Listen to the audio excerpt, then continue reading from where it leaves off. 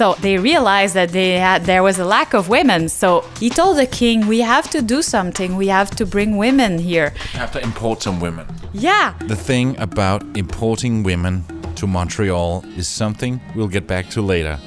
It's quite a story. Meet Palle Bo, a digital nomad from Denmark on an epic journey around the world. At the age of 50, he made a bold decision. He sold everything, his house, his car, his furniture, and set out with a quest to visit every single country in the world, documenting everything along the way. This is the Radio Vagabond podcast. I arrived to Montreal, the most populated city in the French-speaking Quebec province and the second most populated in Canada, with 1.7 million in the city and 3.5 in the urban area. Only Toronto is bigger. But Montreal doesn't feel like a big city.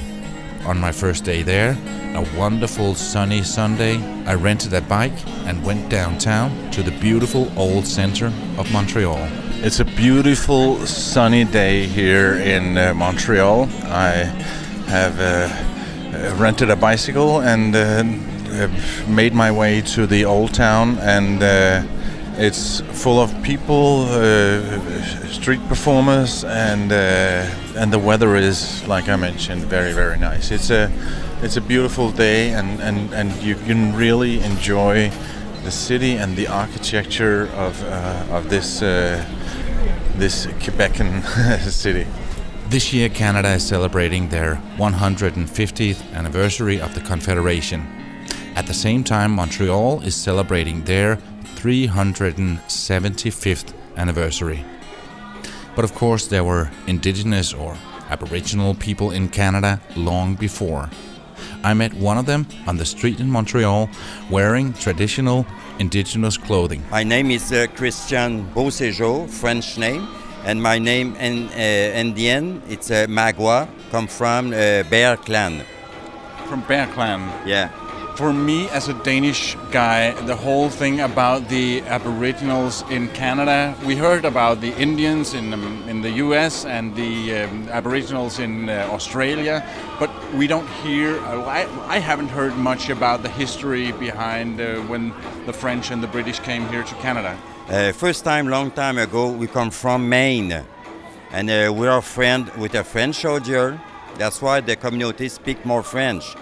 The opposite with Iroquois, and we are friends long time always, and we help for war, and the 16th period, the King of France, Louis XIV, gave a territory for us because we are nomad long time, and 1660, he gave some territory on Quebec. It's called Odanak, and it's just down of 3 rivers in Quebec. Yeah. And it takes 1 hour and a half to go from Montreal to go to my village. It's called Odanak. And we live there since that time. And that territory is very good for us because we are fisher before long time. Because we live always closer with the river, always. And we are good fishing. Do you remember my talk from Chiang Mai with the Canadian couple Carolou and Michelle, what I call the first digital nomads in the world? They're originally from Montreal, and they set me up with some of their friends. Later, I'll talk to Anne-Marie, a woman that travels almost as much as me.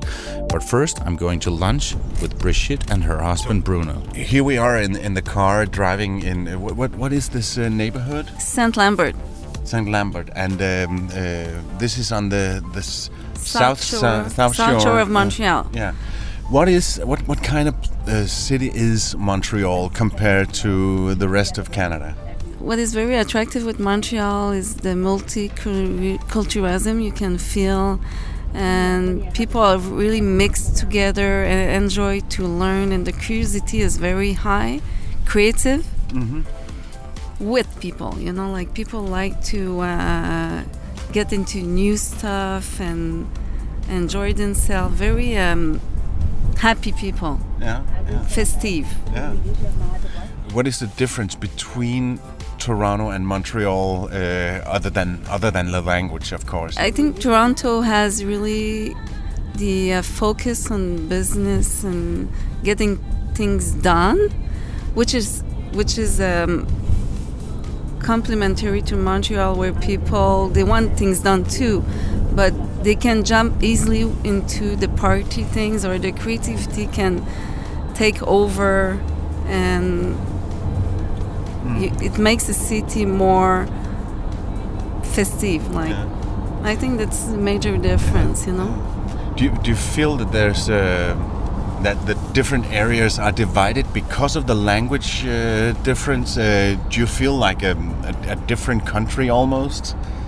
In a certain way, but I think Canada now is really building up as a one identity. You know, I think multiculturalism is really like a bottom line of everywhere, even if you go in the West or in the Maritimes. It's just that the French part here is taking a major importance with the way people want to live their lives. You know, like the Latin roots make people easy to have fun. I know. Is it really? Do you think the Torontonian would say the same? I'm not sure, actually, but but of course, the people in Quebec are more intelligent, more sophisticated. Bruno's beside me. He's giving a thumbs up. J'approuve.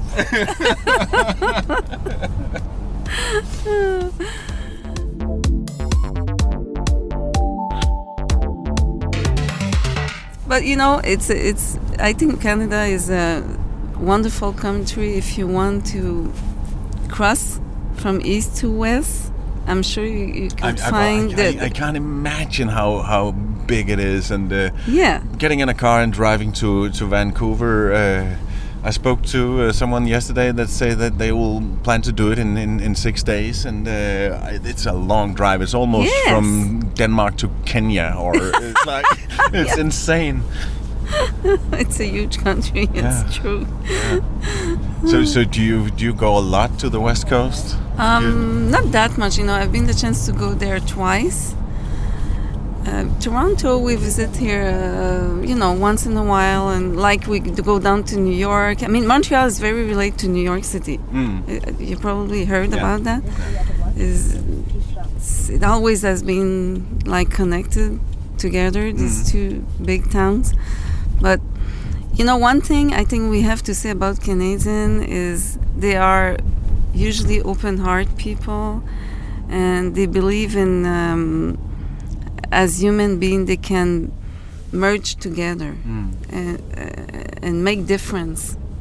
You know, like human rights, and they have a lot of flexibility in their humanity to accept people with different roots, culture, and I think this is something you feel in all towns in Canada. You know, like. So, in a few words, what is the best thing about living in Montreal? The culture. The culture. Yeah. I mean, you have the best part of the French, the English, North American, the Europe, and because we have a lot of immigrant and make the city diversified, you know.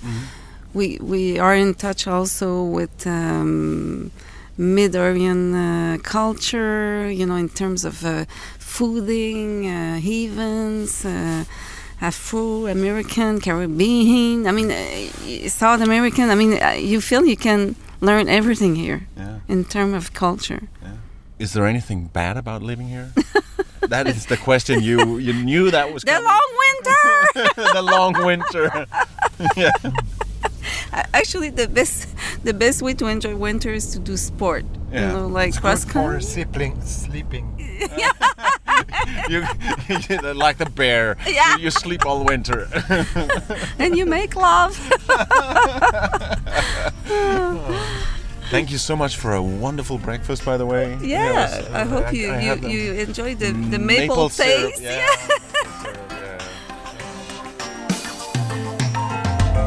This episode is brought to you in part by Hotels25.com.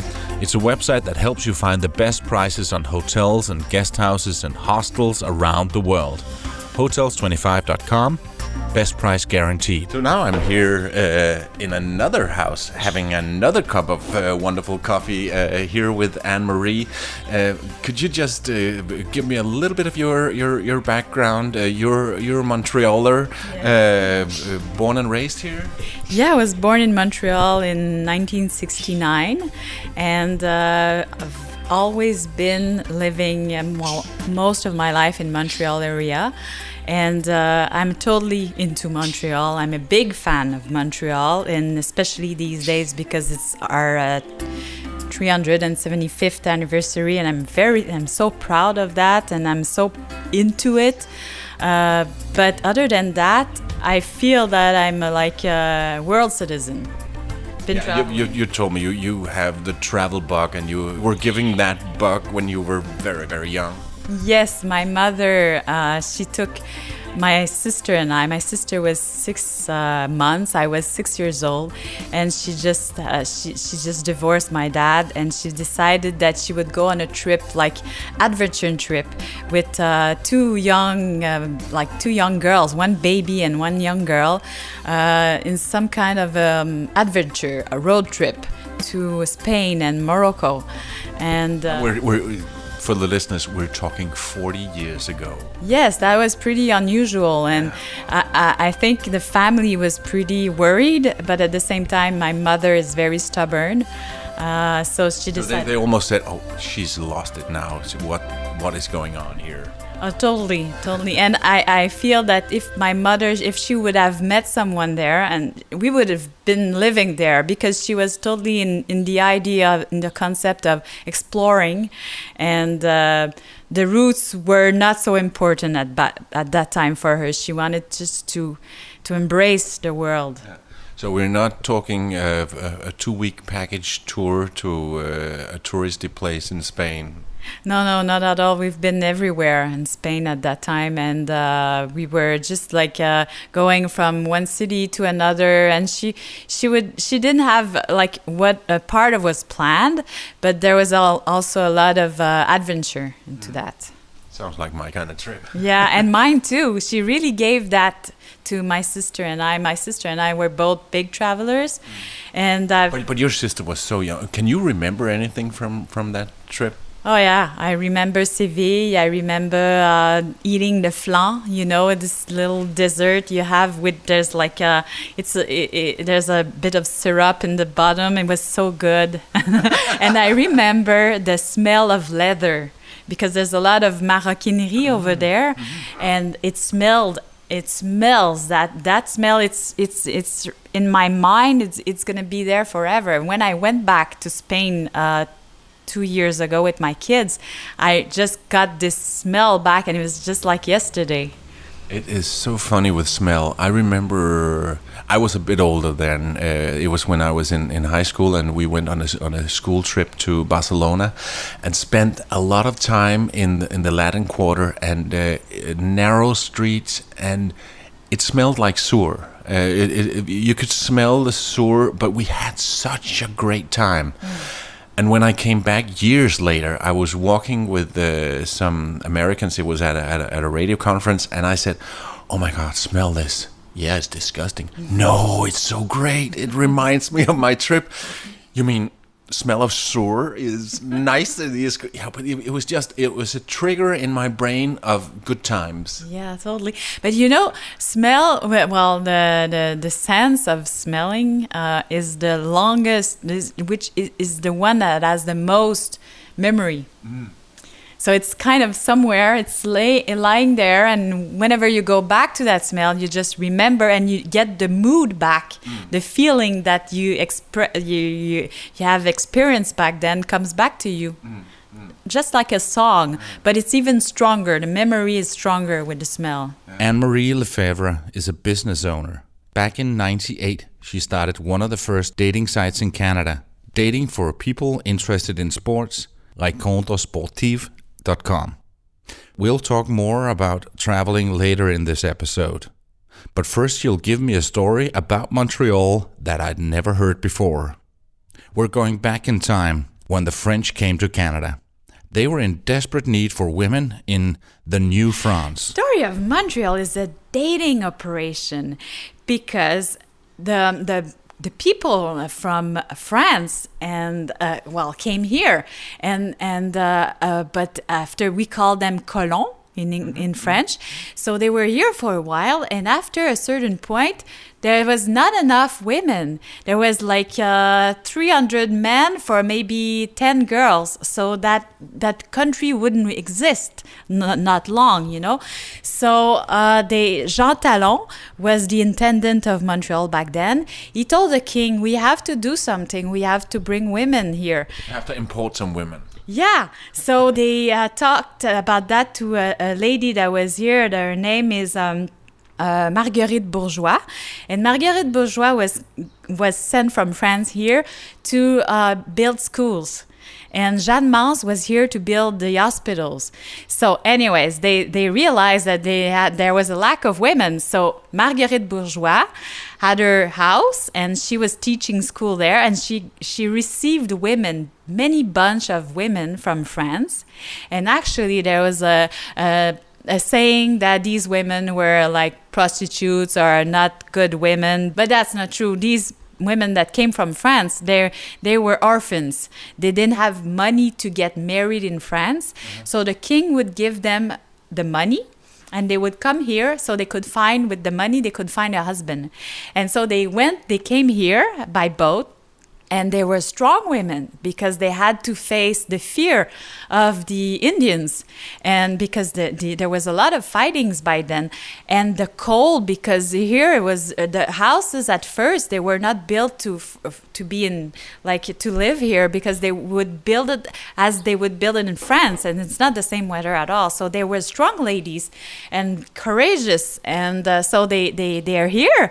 And after a while, Marguerite Bourgeois would teach them how to rule the house, how to cook bread, how to have the gardenings, how to take care of everything, the animals, and all the things you need to be a good Nouvelle France woman. And at some point, there was the meeting with the men.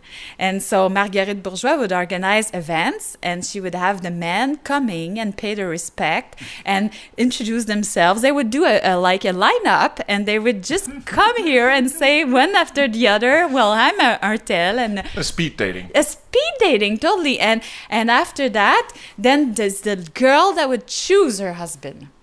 And she would choose him because he would not drink too much, and because he would be a good worker. He would be strong man. He would be tall. A good provider. And in a few years, the colony tripled. And then at some point, we became who we are now. But this is all because of this operation of match dating that was organized. And so it's a beautiful story. Yeah, and it goes hand in hand with your professional career as well. Yeah, totally. It's beautiful. It's inspiring. Yeah. Nice. I like that. And I kind of believe that the girls that we are have some. Yeah, but this strong genes from these women came that's in the Montreal blood now. Yeah, I love to believe that. And I love to believe that the people on my website, the ladies on my website, the girls have this in their genes, you know. And I kind of believe that if we would open a new world again, they'd go.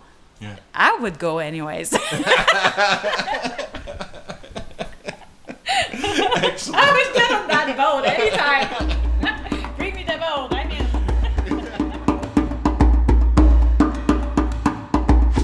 I have different reasons to travel.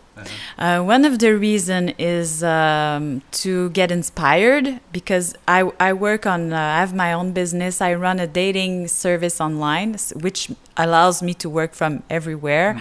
I don't have to be, I work from home when I'm here, but I can work anywhere around the world. I basically work every day, but not a long time every day. And I find it way easier to be isolated when I do that. It's just like writing a novel. It's writing a story, and in order to do that, I need to be really concentrated. So I don't want to be having to take care of groceries, whatever, the usual task we have to deal with. So I go away. I isolated myself. I stay in the room for maybe when I wrote my business, my website. It was in Bangkok in 1998. I had my little laptop. I would travel with that because I back then I was a journalist, so I would cover different events, sports events. And when I came back, the website came along, and we built it.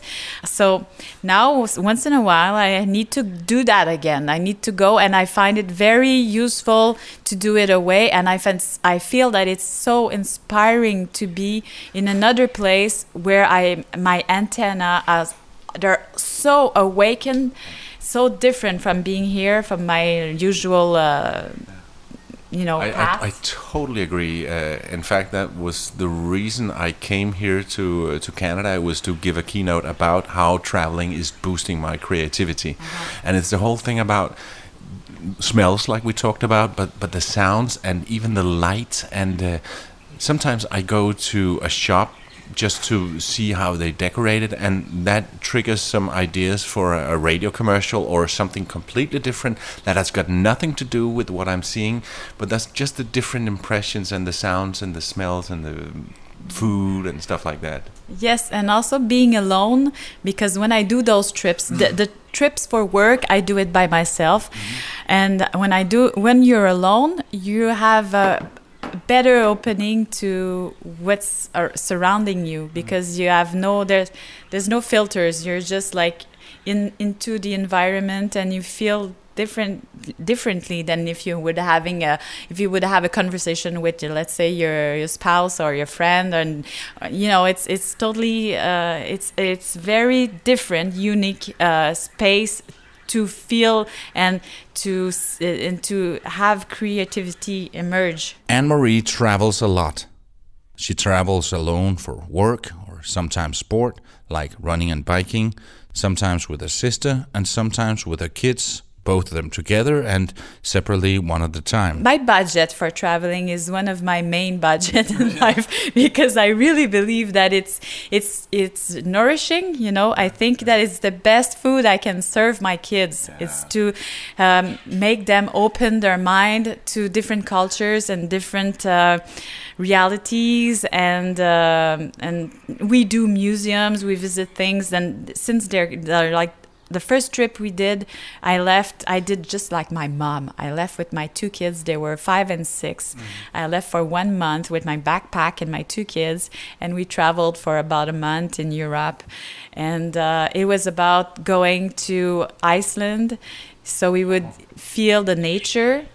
And then we went to France for the culture. So we went to different music festivals and theatrical festivals. And then the last part was there was also Scotia, because of the architecture, the old architecture. So that was the three topics of our reasons of our trip. In the last 12 months alone, she's been to Cuba. I went to Cuba to see the Rolling Stones with my friend. Oh. Yeah. That was a crazy idea. We were having wine. We were a bit, let's go to Cuba.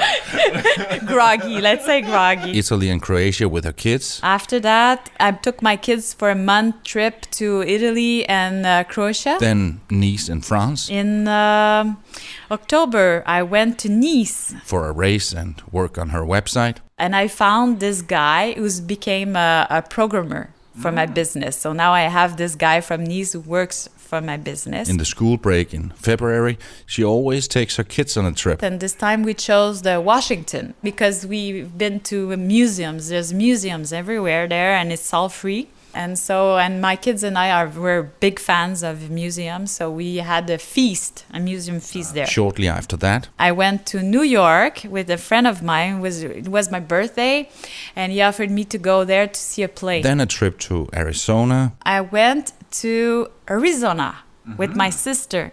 And so we had a good time, a good sister bonding. And after that, It was New York again because I wanted to do a half marathon in Central Park.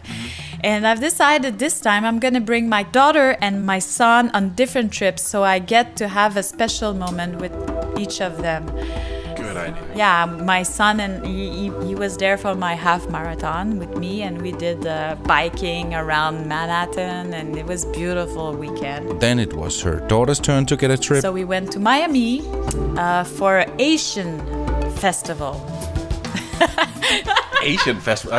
Okay. Yeah, okay. Yeah, so we would stand out.